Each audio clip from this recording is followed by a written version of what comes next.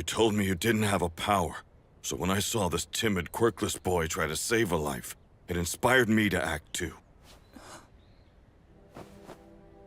There are stories about every hero, how they became great. Most have one thing in common.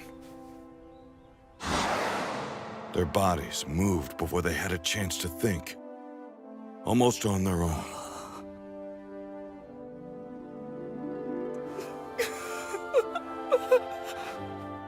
And today, that's what happened to you. Young man, you too can become a hero.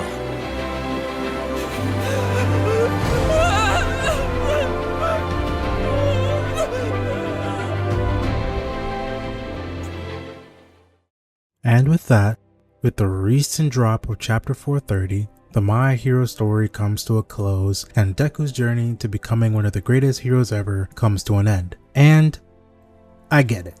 I do. In the beginning, I wasn't following My Hero too closely. In fact, I think I latched on a bit late to the series and I had to catch up to the villain Stain arc, and I was pretty hooked for a while. Now, the manga has finally reached its end, and I've seen a lot of mixed reviews of the ending. A lot of them negative, but mixed nonetheless. And I gotta say, the ending is good. It's very good actually. Yeah, don't get me wrong, there are some things I wish were different, but it was good to me nonetheless. It goes without saying, if you're an anime only watcher of My Hero, I would advise to click away to avoid spoilers, or do the sensible thing and binge a manga right quick. It's only a light 100 chapters. Then come back to this video, and of course you would tap the subscribe button, only if you really want to, you don't have to, but it'd be cool if you did, it'd be cool. Before I talk about the ending, let's go back to the beginning. Also, congrats to my boy Horikoshi completing his great story. If I asked you what drew you to My Hero in the first place, what would it be? Maybe you got pulled into the world, or maybe you really liked All Might and how he fought. For me, it was the very scene I showed you at the start. Ever since I watched shows like Naruto or Dragon Ball, watching an underdog story, just like a lot of people, almost hooks me in every single time without fail. I remember when the series was at its peak of its popularity when it started, and one of the biggest complaints being that Deku was a crybaby, which I thought was weird because he is literally a child, or a teen if you want to be accurate, who is living a dream that he was convinced was a complete impossibility. But because of All Might and One for All, he gets to live his dream of simply becoming a hero just like All Might. So of course he's going to cry. I have seen the criticism of people saying that they were disappointed with Deku not keeping One for All at the end of the story. And I get it, but for me, I always thought that Deku would end up quirkless again at the end of the story. To me, it made the most sense since it was established from the beginning that One for All was created to destroy All for One. So,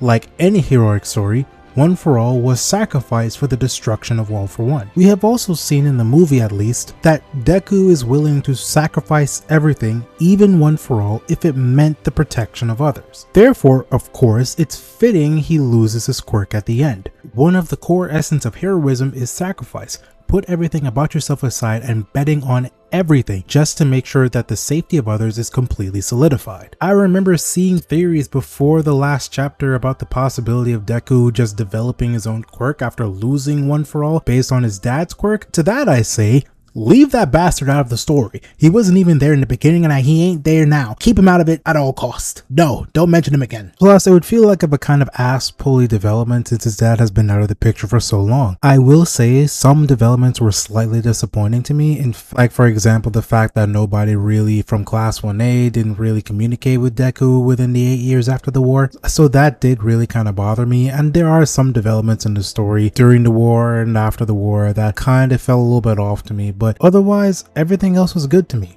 Deku's dream was to become a hero like All Might, not to be the #1 hero, not to be the most powerful hero, just to become a hero that can make people smile, and he got to live that dream for a while. After everything, he does the next thing that could make him be as close to that dream as he could, which is becoming a UA teacher and inspiring the next generation of heroes in his own way. Prominently shown how he interacts with Dai, a kid that's supposed to equate being the next generation's quote-unquote Deku, telling him the same thing that All Might have told him ages ago, that he can can be a hero as well. Even then, Deku's dream isn't lost since All Might gave him that battle suit similar to the one that All Might had when he fought in the war. After 8 years, he was still able to become a hero again. Another thing I liked was the other characters' development towards the path that they set themselves throughout the series, some of them shifting from their original goals or adding on to the goals that they already had. For example, Ochako's goal from the beginning was the bag, the moolah, the bread, the cash. Now, seemingly because of Toga and her death, she develops a quirk counseling service to help kids like Toga so that they never have to go through that kind of pain ever again like how she did, alongside with other heroes like Momo and Aosui. Kirishima becomes one of the most influential heroes ever, like his idol Crimson Riot, with kids repeating his manly catchphrases. Shoji and Koda make efforts towards a heteromorphs with their programs.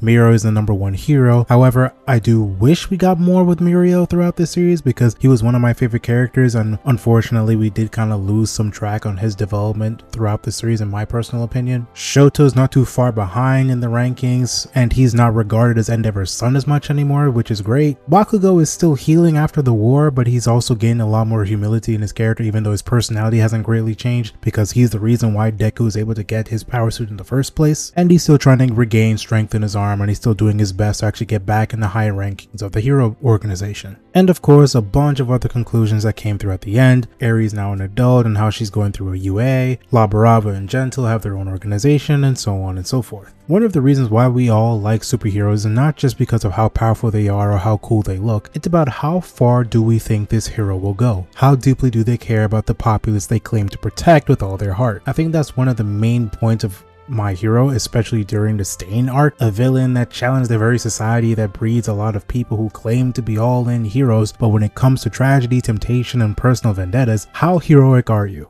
How can All Might be the overarching symbol of peace when there are many people in and outside of the cities who suffer either because of their quirk or lack thereof, or how they look? Stain wanted that society changed, granted it was in the worst, wrong of ways, but change nonetheless. It's literally because of the existence of All Might why people like Endeavor go insane, and why characters like Ida felt justified in vengeance against Stain in that arc in the first place. The ending shows that heroes are making steps towards to expand beyond just being the heroes that stop physical threats or becoming heroes for personal gain, or even trying to be a hero that just bears the weight of everything on their own 2 shoulders. Even Horikoshi stated that reasons why he went with this kind of ending is because of all of the people that helped inspire him to create this kind of ending and helped him through his problems, and he personally seeing them as his own personal heroes. It doesn't matter if your favorite Ochaku x Deku ship never got confirmed. This isn't a story about Deku peaking in high school, and it doesn't matter if he has a quirk or not, preferably not, but of course still nonetheless. Deku's dream is still realized. He still gets to realize that dream to its fullest, and this story is one of the best stories out there defining the meaning of becoming a true hero, one of the best superhero stories in anime currently. The My Hero ending, in my perspective, is a very beautiful ending. But of course, that's just my personal opinion. What do you guys think about the My Hero ending? Also, what's your favorite quirk? I just thought I'd throw that random question in there. Until next time, it's your boy Kadukun. Peace. FMA, handle business, don't play. On point when it comes to the anime.